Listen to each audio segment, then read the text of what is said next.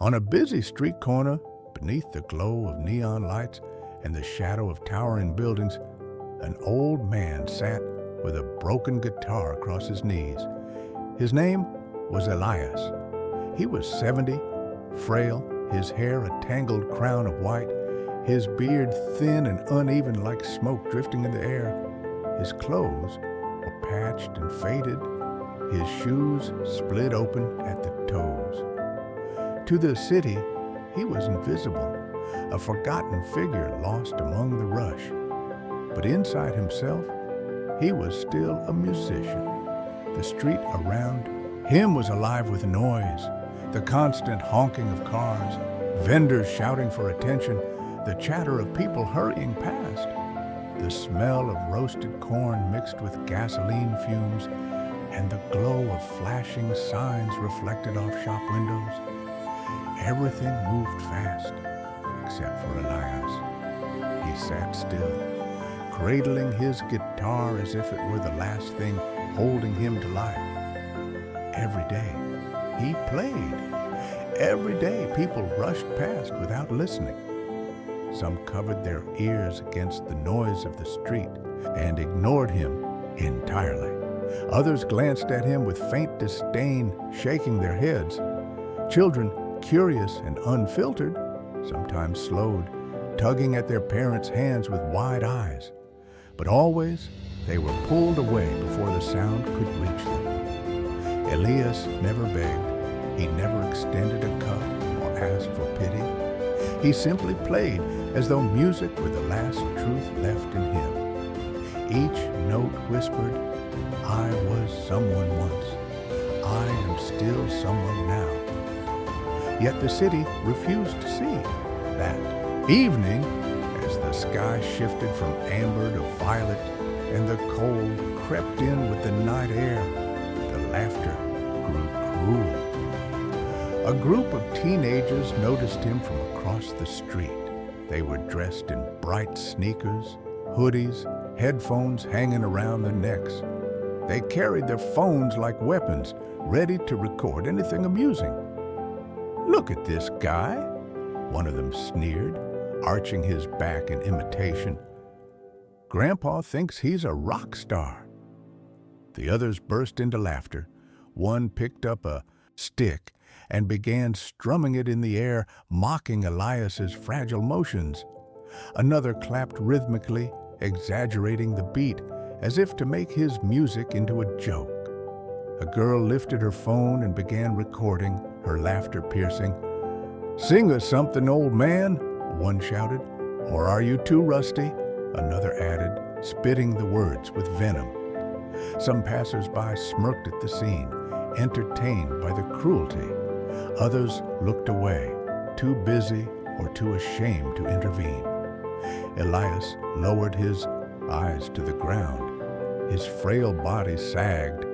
For a moment, he looked as though their ridicule had crushed him. Then one of the boys tossed a coin. It clinked harshly against the pavement, rolling until it stopped at Elias's worn shoes. "Here," the boy mocked. "Don't spend it all at once."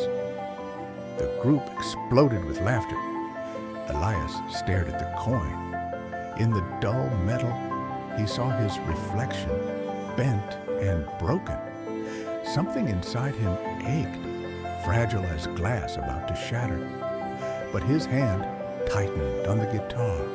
Slowly, deliberately, he raised his head. His eyes glimmered not with anger, but with a quiet, dangerous strength. He reached for the tuning pegs, twisting them carefully. Each string tightened with a sharp snap, a lock opening one by one. He drew in a long breath, his chest rising, and then he strummed. The sound was not weak. The chord rang out, clean and resonant, cutting through the roar of the street like a blade of light. The boys froze, their laughter faltering. Then Elias sang. The voice that rose from his chest was not broken, not frail. It was deep, raw, weathered by time, yet sharpened by truth. Each note carried years of sorrow, of joy, of battles fought in silence. His voice was not perfect, but it was unforgettable. The city began to change around him. Conversations faltered mid-sentence. A vendor stopped shouting. A woman lowered her phone. The air itself seemed to grow still. A child whispered, "Listen." His mother paused, her eyes softening as the melody wrapped around her. Even the teenagers, mouths open in shock, stood rooted in place. Their mocking grins faded, their eyes wide with disbelief.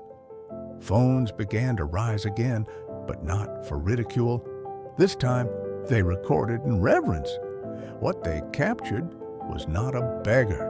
They captured a miracle.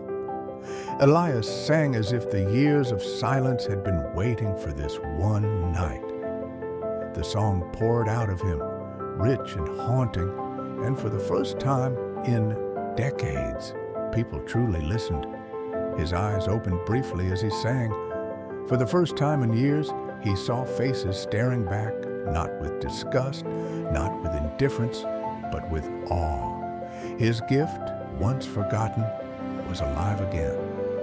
Among the listeners, an older man stepped forward, trembling. His eyes watered as he whispered, "That voice, I know that voice." He fumbled for his phone, searching frantically until he found what he wanted, an old recording, grainy and faded. He held it up for those around him to see. On the screen was a younger Elias, proud and strong, commanding a stage with thousands watching. The voice was unmistakable, the same that now rose from the street corner. Gasps spread like wildfire. "It's him," someone whispered. "He used to fill theaters. He was a legend." The crowd rippled with recognition. People searched Elias's name, pulling up old posters, faded articles, clips of performances long past. The truth spread faster than the music itself. Elias, however, remained unaware.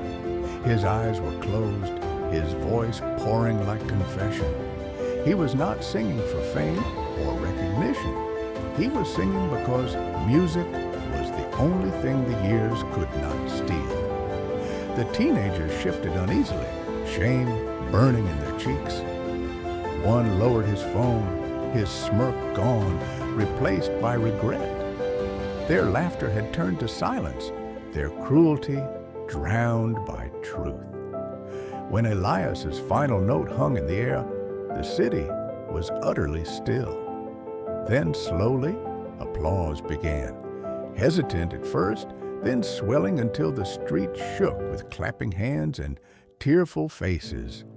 That night, someone uploaded the video. By morning, Elias's face and voice were everywhere. Headlines called him the forgotten legend. Clips flooded social media, viewed millions of times. Comments poured in.